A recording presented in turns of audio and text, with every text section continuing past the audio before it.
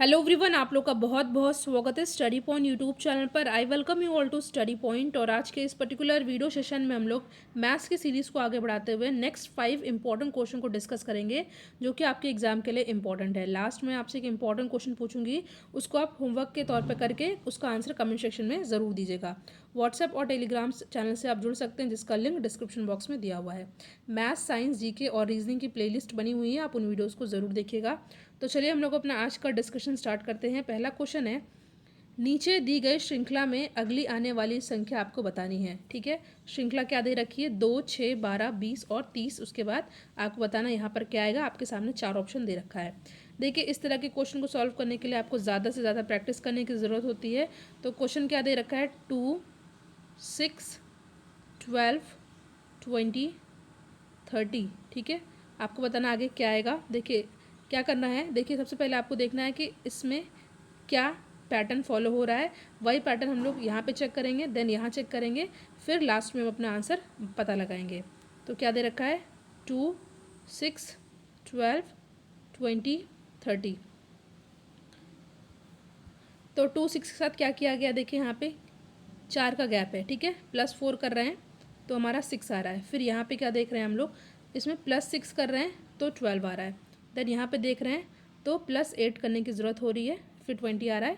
फिर यहाँ पे +10 करने की, यानी कि पैटर्न क्या फॉलो हो रहा है, ध्यान दीजिएगा। 4 के बाद 6, 6 के बाद 8, 8 के बाद 10, फिर 10 के बाद ऑब्वियस सी बात है 12 होगा, यानी कि 30 में +12 हम लोग ऐड करेंगे। तो 30 में हम लोग +12 करेंगे तो हमारा क्या आ जाएगा? 42, जो कि हमारा ऑप्शन बी में साफ साफ दिख रहा है।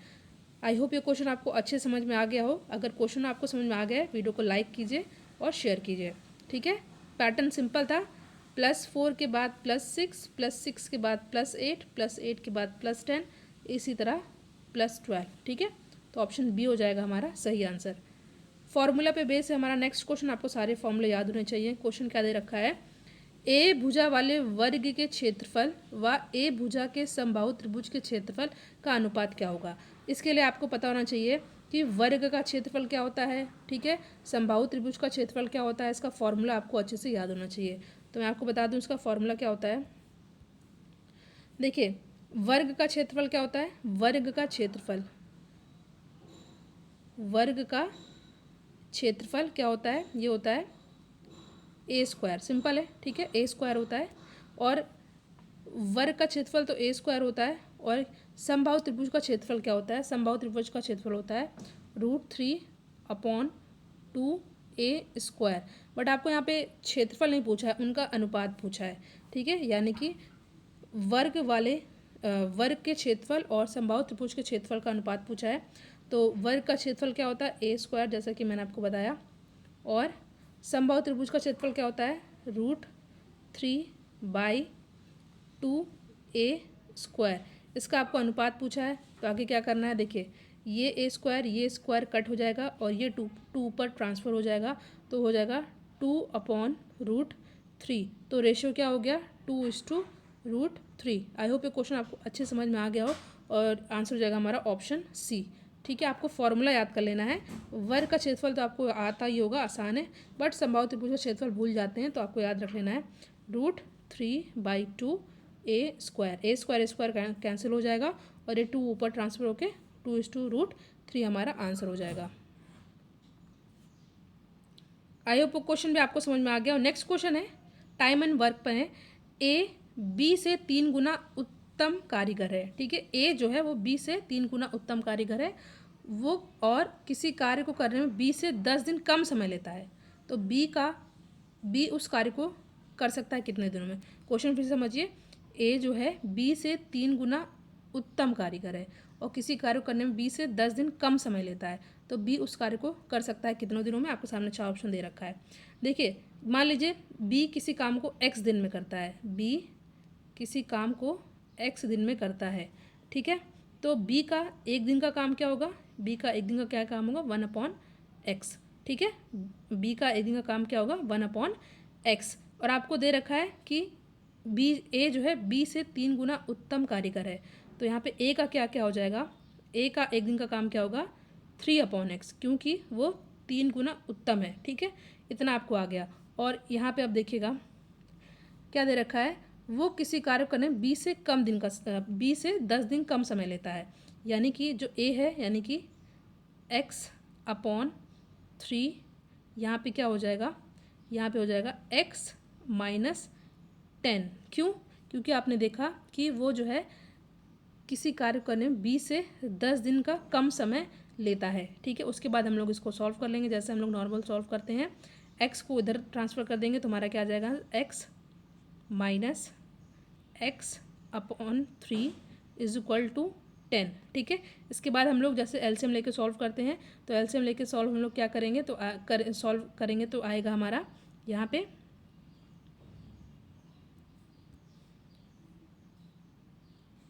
2/3x = 10। ठीक है, मैं यहाँ पे आपको फिर से बता दे रही हूँ।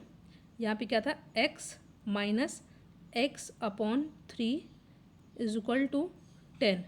ठीक है, फिर इसको हम लोग जब एलसीएम लेके सॉल्व करेंगे तो हमारा क्या आ जाएगा, 2/3x = 10। और फिर हम लोग सॉल्व करेंगे तो हमारा क्या आ जाएगा, ये इधर से 2x ये यहाँ पे जाके मल्टीप्लाई हो जाएगा 30, देन x यहाँ पे करेंगे तो 30/2 15 आ जाएगा कट के। तो b जो है उस काम को करेगा कितने दिनों में, करेगा वो 15 दिनों में। आई होप ये क्वेश्चन आपको बहुत अच्छे समझ में आ गया हो। नहीं समझ में आया तो आप लोग कमेंट सेक्शन में बता सकते हैं, इसको मैं नेक्स्ट वीडियो में फिर से आपको समझा दूँगी। बस सिंपल क्या करना था, आपको पता है कि b का एक दिन का काम क्या था, 1/x। आपको पता है a जो है b से 3 गुना है, तो a का क्या काम का हो जाएगा, 3/x। उसके बाद हम लोग इस इक्वेशन में काम करते हुए अपना फॉर्मूले से रख करके क्वेश्चन को निकाल लेंगे। ठीक है,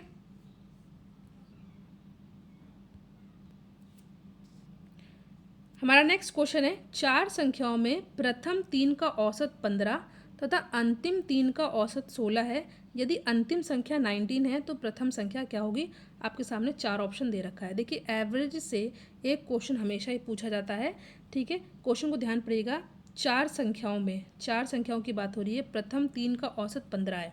ठीक है, अगर प्रथम 3 का औसत 15 है तो संख्या क्या हो जाएगी, 15 × 3 यानी कि 45, ये संख्या हो गई। अंतिम 3 का औसत 16 है। ठीक है, और अंतिम संख्या 19 है, तो प्रथम संख्या क्या होगी, अंतिम 3 का औसत 16 है तो संख्या क्या हो जाएगी, 16 × 3 = 48। ठीक है, और मगर अंतिम संख्या आपको दे रखी है कितनी है, 19 है। ठीक है, तो यहाँ पे अगर हम लोग 48 में से 19 हम लोग माइनस कर लेते हैं तो हमारा क्या आ जाएगा, 29। ठीक है, 29 ये हमारा आ गया। बट हमसे पूछा क्या है, प्रथम संख्या, पहली संख्या पूछा है।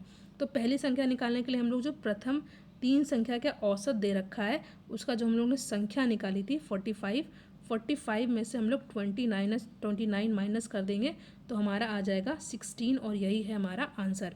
मैं आपको इस क्वेश्चन को फिर समझाती हूँ। क्या दे रखा है, 4 संख्याओं में प्रथम 3 का औसत 15 है, प्रथम 3 का औसत 15 है तो संख्या क्या हो गई, 15 × 3 45। अंतिम 3 का औसत 16 है तो संख्या क्या हो गई, 48। 16 × 3 48। फिर क्या दे रखा है, अकॉर्डिंग टू क्वेश्चन, यदि अंतिम संख्या 19 है, तो अंतिम संख्या 19 है तो जो अंतिम का औसत दे रखा है 48। ठीक है, 48 संख्या जो निकाली थी उसमें से हम लोग 19 माइनस कर देते हैं तो हमारा क्या आ जाता है, 29।